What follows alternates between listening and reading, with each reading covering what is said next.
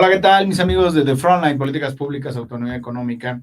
Y bueno, hoy más que nunca hablando de esto, hoy vamos a hablar de este libro, La Política en Crisis, de mi amigo ecuatoriano Augusto Javier Espinosa Andrade.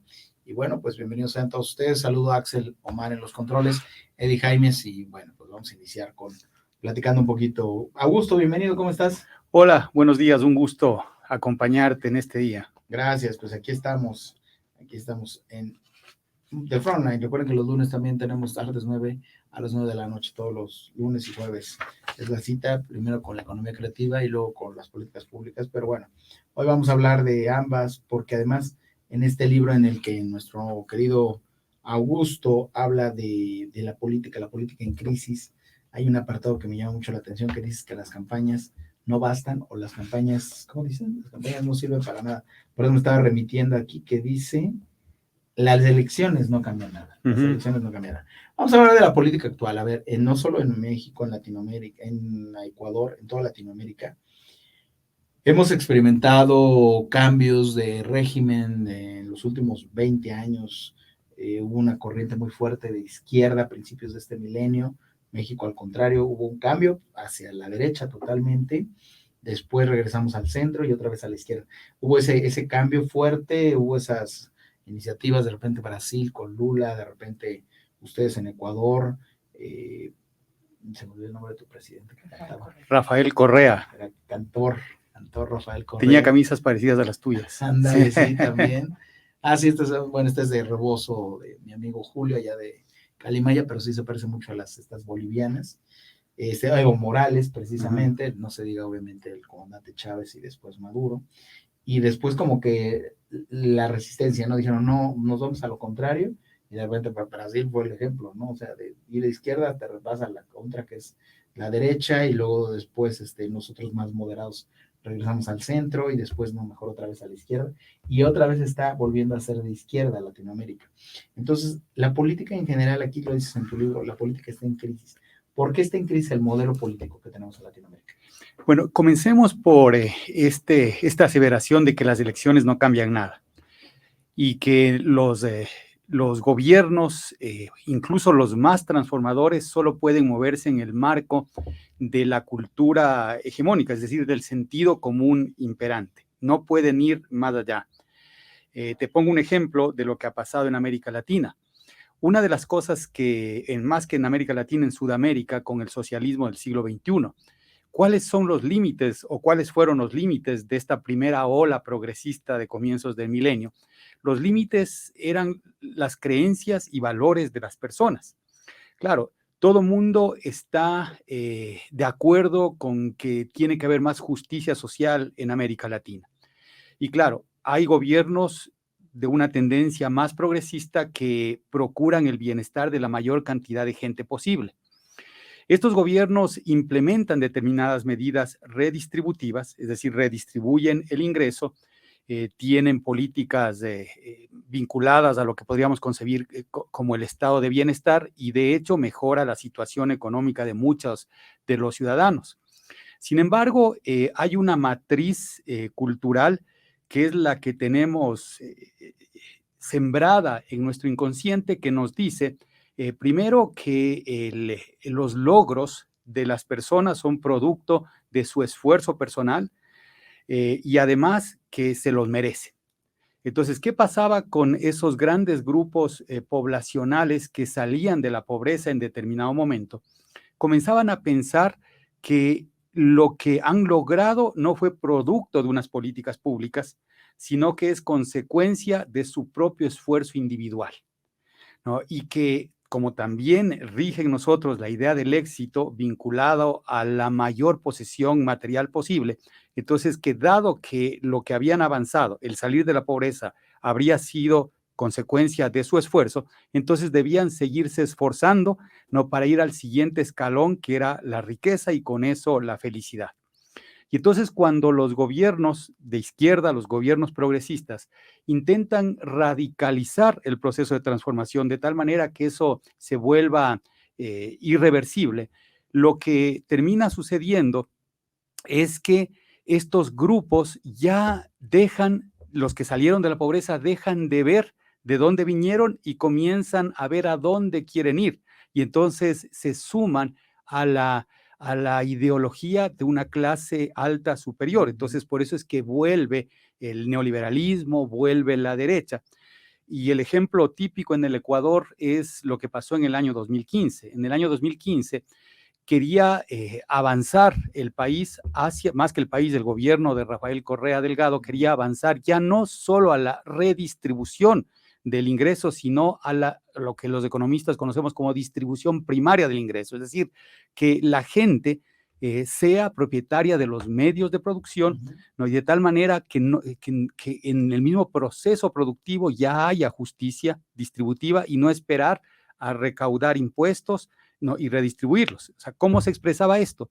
Con un sistema más, yo considero justo, de impuestos a la plusvalía, impuestos a la herencia, etcétera. Eso ya fue resistido por determinados sectores de la clase media y el presidente Correa tuvo que retirar los proyectos de transformación. O sea, en síntesis, los gobiernos, por más progresistas que sean, no pueden avanzar en una política pública transformadora, sino hasta el punto que la cultura imperante lo permita. Entonces, por eso yo digo, las elecciones no cambian nada, permiten que nos movamos en un determinado marco, pero no necesariamente a través de las elecciones se consolidan procesos de transformación, por un lado. Y por otro lado, que dada esta realidad, cuando el político quiere ganar una elección, no puede ser muy radical.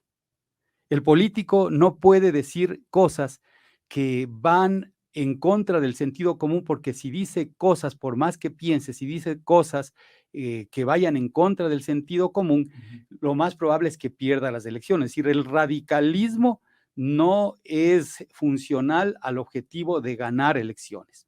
Y entonces, ¿cuándo se va a poder lograr un proceso real de transformación? Cuando la cultura cambie. Oye, pero mencionas que el radicalismo no es la solución, pero hemos visto a nivel, ahí sí te puedo decir, toda América, y yo creo que Canadá es la excepción nada más, porque hasta en Estados Unidos ocurrió eso, apelar a esta cultura del hartazgo, ¿no? O sea, ya no te gusta lo que tenemos, yo te propongo un esquema totalmente diferente. Y digo, porque hasta en Estados Unidos pasó con el We Were Great America Again. Entonces, y después, bueno, ya no nos gustó eso, mejor nos regresamos a más vale viejo por conocido que no por conocer. Fue un pésimo presidente, el de We Great America Again. Entonces, nuestro miembro del Salón de la Fama de la WWE, Donald Trump, y entonces regresamos a lo anterior, ¿no? Entonces, en todos lados como que parece que le apuestas a eso. No me gusta esto, me regreso al otro esquema.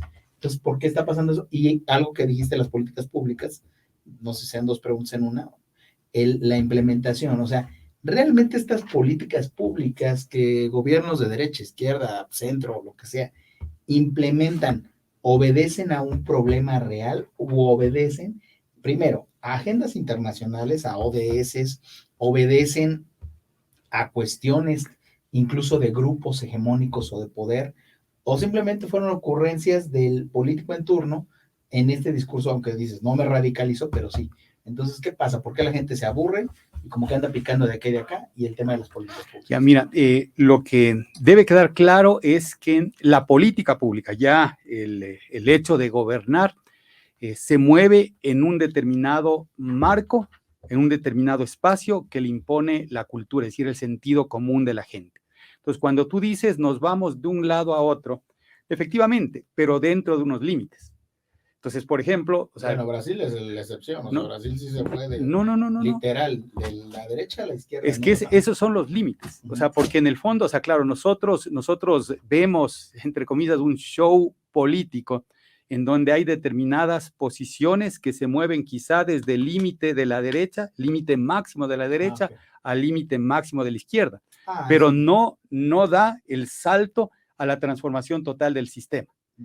O sea, tú puedes decir que el Brasil de Bolsonaro y el Brasil de Lula, en esencia, sigue siendo el mismo Brasil. O sea, porque cambian determinadas condiciones, pero en un determinado espectro, ¿no? Y tanto es así que el 50% de la población aproximadamente está a favor de la una posición y el 50% a favor de la otra.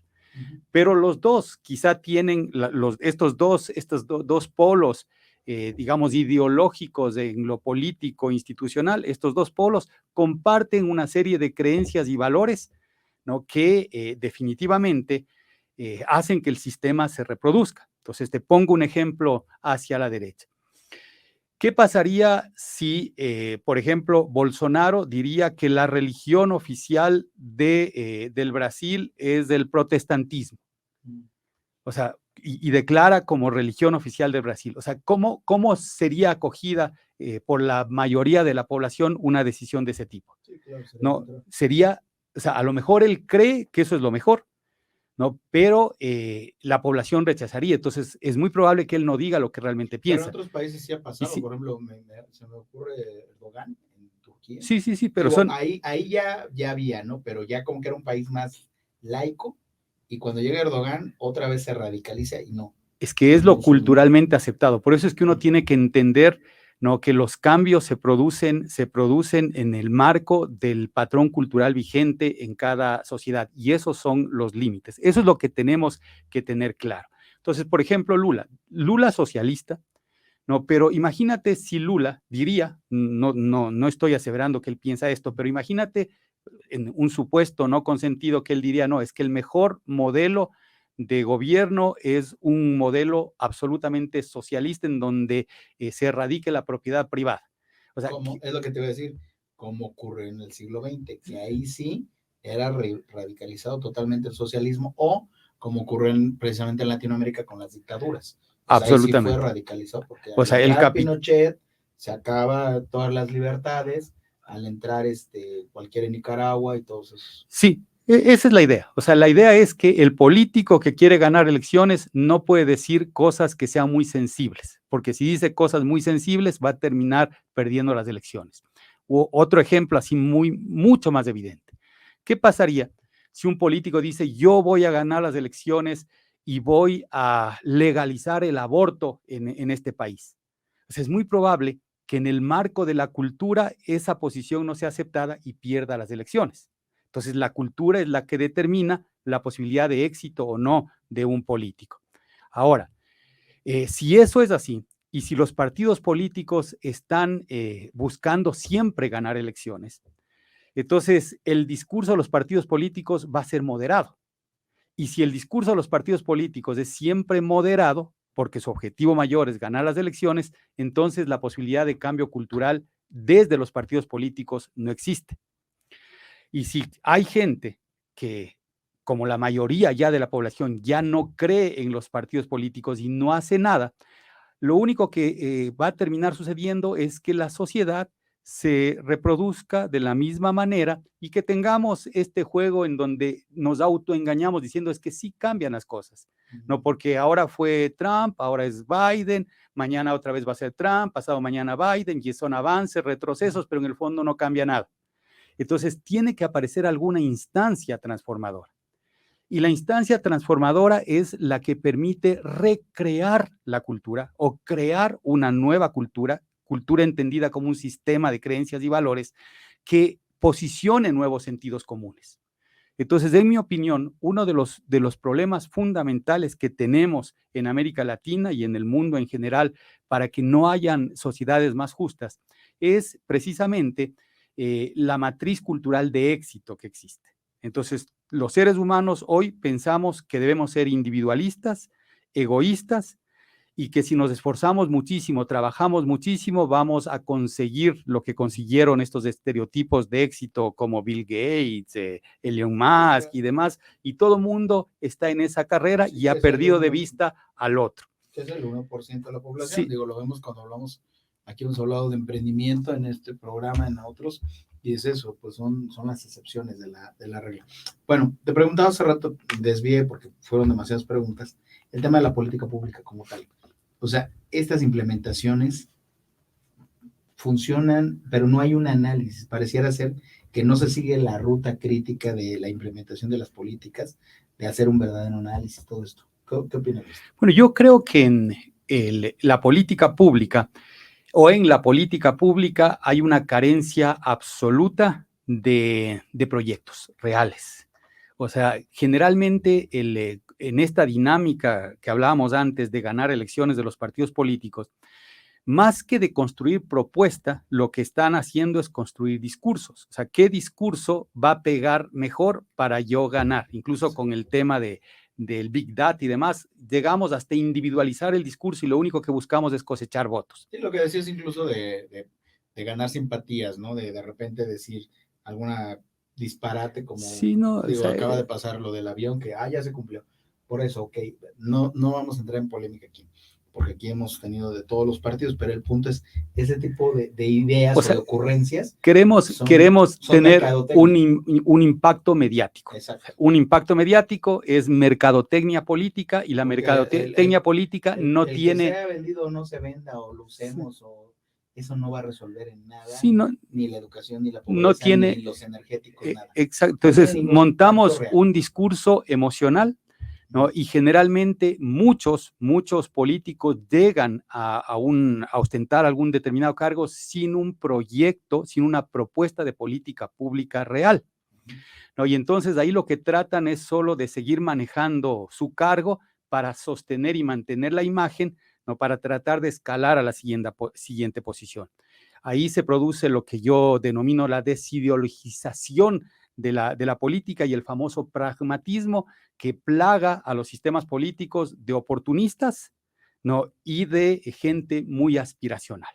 Ahora, cuando estamos pensando en política pública, yo creo que debemos tomar determinados modelos de cosas que ya suceden. Es decir, la propia iniciativa ciudadana ya va provocando soluciones a su propia problemática.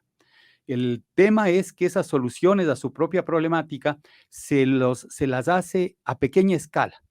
Y entonces cuando un político que realmente quiere generar cambios, transformaciones, solucionar determinados problemas, lo que debería hacer es regresar a ver qué es lo que se está gestando en el seno de la sociedad para asumir esas micro revoluciones que ya se están produciendo, asumirlas y amplificarlas, ¿no? En un proyecto que pueda ser escalado a la dimensión territorial que corresponda el gobierno.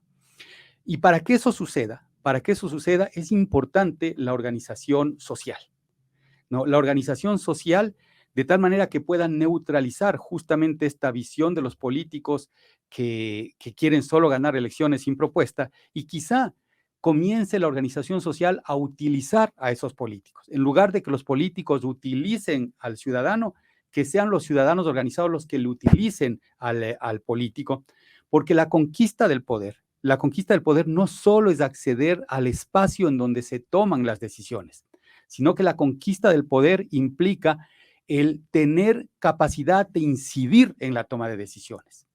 Entonces, organizaciones sociales que están defendiendo determinadas causas pueden en determinado momento aprovechar esa búsqueda insaciable del político de escalar en su carrera, no para obligarle a que haga determinadas cosas. Es decir, tenemos que darle la vuelta al modelo, convertir realmente a la ciudadanía en mandatarios, ¿no? Y a los políticos a la ciudadanía en mandantes y a los políticos en mandatarios, ¿no? Entonces tienen que ser obedientes a lo que la ciudadanía está creando.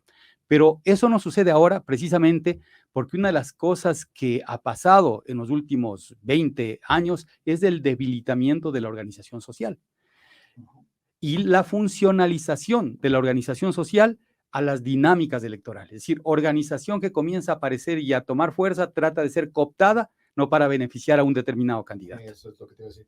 Fíjate que eso es algo importante que mencionas, la organización social, porque muchos, como dices, a eso quiere llegar, los agarran de bandera. Agarran ya sea un movimiento o una postura, ¿no? De repente existen programas sociales, no estoy hablando del clientelismo en este momento, sino más bien programas sociales que se tratan de implementar políticas públicas, o sea, me encanta que además la gente a veces no entiende la diferencia entre una y otra, pero todos son programas, no son políticas públicas porque no emanan precisamente de esta construcción, de esta metodología que requiere la implementación de una política pública, todos son programas. Entonces son programas Así como antes había programas de, pues a las administraciones de centro se les ocurrió a determinado grupo de artistas, como bien dijiste hace rato tú, que están en un modelo, pues les vamos a dar un apoyo, ¿no? Y creamos un chorro de programas que ahorita los están reestructurando al discurso que opera para la izquierda que está gobernando. O sea, el haberle cambiado incluso el nombre al CONACYT, ¿no? O sea, esos programas que en su momento, como el PACMID, como el PAISE, como todos estos que surgieron para apoyar a la cultura, porque apoyaban a un determinado grupo de personas. Le decía a alguien el otro día en términos prácticos, o sea, antes era más fácil o era conveniente, no sé, tú ahorita no lo vas a aclarar, apoyar a un concertista para una beca por 2 millones de pesos, por decir algo, para que hiciera su trabajo. Ahora con esos 2 millones de pesos se quiere reestructurar y apoyar a una comunidad para cultura comunitaria o para implementar autonomía económica, además con programas sociales emblemáticos, sobre todo, por ejemplo, aquí en la Ciudad de México hay uno muy importante, hay dos, de hecho, ahora resulta que tenemos el que emana del centro y hay una alcaldía que está teniendo su copia de ese programa social en determinados puntos y hasta están abriendo los mismos centros educativos con el mismo esquema que tiene el de la Ciudad de México y es exactamente una copia de uno del otro, nada más que uno es a nivel alcaldía y el otro es a nivel Ciudad de México. Y esos programas sociales que buscan fomentar la autonomía económica, la cultura, la educación, que la gente ejerza sus derechos de la educación,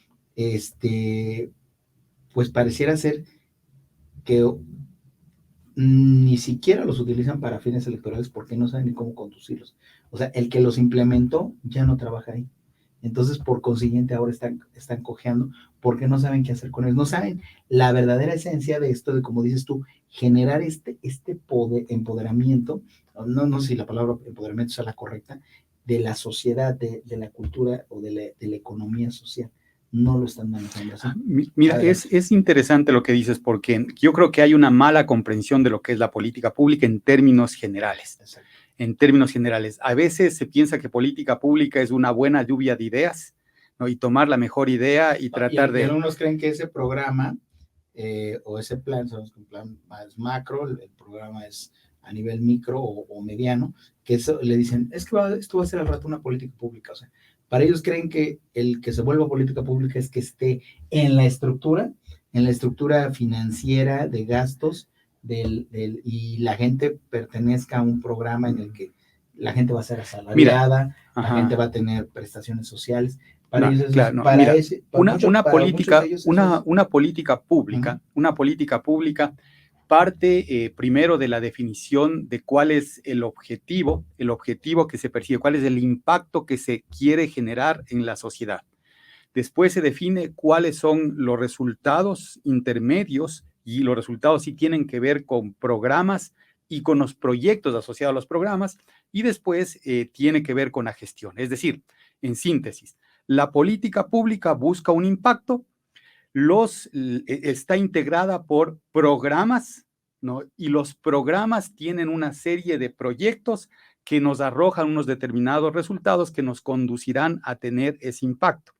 Y además tienes una determinada gestión, determinados procesos que se hacen permanentemente para conseguir los resultados y el impacto esperado. Es decir, la política pública debe tener una visión integral, no son solo proyectos aislados, son proyectos que se juntan a procesos, que esos constituyen programas, los programas dan resultados determinados y con los resultados de los programas es que se logra el impacto. Entonces, esa concepción de la política pública es la que normalmente no se tiene en la gestión, ¿no? En la gestión pública, porque lo que se hace es por inspiración, o sea, casi divina, ¿no? O reactiva, o sea, ¿no? Reactiva. O sea, por ejemplo, de repente también, como hablamos hace rato, el tema de las campañas, pues todos se mueven en el hecho de, no les hicieron el hospital, yo sí les voy a hacer el hospital. No, ¿sabes cuál es el problema? Mira, cuando alguien está gestionando lo público, es lo común y es un problema generalizado. O sea, no está trabajando sobre políticas públicas, sino está trabajando sobre las encuestas y la percepción que tiene la ciudadanía de la problemática. Es decir, este momento la problemática es la seguridad. Hagamos rueda de prensa sobre seguridad, denme ideas sobre cómo enfrentar la seguridad y entonces tengo que proyectar una imagen. No, es que el problema hoy es el empleo. Esa es la manera común de gobernar. En tu libro mencionas el deporte como solución, la cultura, mencionas el caso de Ecuador. Hay una parte que dice la revolución cultural, ¿no? de ecuatoriana. Me gustaría ir cerrando y que nos dejaras una última reflexión en torno a todo esto. Mira, de lo que hemos hablado en el día de hoy, no hay posibilidad de auténtica transformación si no existe un cambio cultural. Eso significa una recreación cultural. Y entonces todo lo que se tiene que hacer en este proceso o todas las actividades que contribuyen a esa recreación cultural se deben fomentar. Para mí hay tres fundamentales: la educación, en el sentido amplio de la comprensión de lo que significa educación, tiene que ver el arte, tiene que ver el deporte. Todos esos son espacios en donde se puede recrear la cultura. Si es que nosotros logramos cambiar esos espacios y los creamos o los construimos no como la reproducción de enlatados o la reproducción de determinados productos que solo ratifican lo que ya se cree y los valores que se tienen, si los usamos para hacer un cambio de valores y creencias, entonces la posibilidad de transformación de nuestros países existe. Yo creo que hay que transitar del individualismo a una versión más solidaria y recíproca del ser humano. Yo creo que hay que transitar desde la idea del éxito a través de la posesión material a la idea del éxito desde el ser, es decir, cómo el ser humano se entiende integralmente y que el bien ser es el que nos genera como consecuencia un bien tener no ostentoso, pero que es solidario con la justicia social y demás. Es decir, el cambio cultural es fundamental para todo proceso de transformación. Si no cambiamos la cultura, lo que veremos es lo que manifestabas tú al principio de la entrevista, que un día hay un gobierno de derecha, al otro día hay un gobierno de izquierda. El gobierno de izquierda avanza en la erradicación, en la disminución de la pobreza y la desigualdad, y después viene nuevamente el gobierno de derecha y tenemos retroceso. Entonces vamos a vivir en un eterno juego de no avanzar a ninguna parte. Hay que trabajar en el cambio cultural y para eso quienes estén comprometidos con la transformación probablemente deberán hacer un renunciamiento a sus apetitos electorales, porque en elecciones no se cambia nada. Se cambia a través de la organización de la sociedad, a través de la organización social que vaya promoviendo nuevos sentidos comunes en la entraña mismo de la sociedad. Así es. Híjole, se queda mucho en el tintero. Me gustaría que luego platicáramos precisamente cómo se logra esto, ¿no? O sea, es que solo en un programa hablar de describir cada uno de estos procesos, cómo logramos, por ejemplo, resarcir el tejido social. Podemos hacer un podcast específico solo de esto. Solo de esto. Todo está en el libro. Claro, todo está en el libro. De veras, los quieran adquirir tu libro, ¿cómo le hacen? Bueno, a través de Inforum, o sea, podrían escribir al correo electrónico info@inforum.org. Perfecto, y ahí pueden adquirir su libro de La política en crisis o las elecciones no sirven para nada. No es cierto, no dice así. No, porque ya después me van a decir que ando promoviendo otras cosas. Luego van a decir que también ando diciendo otras cosas. Las elecciones no cambian.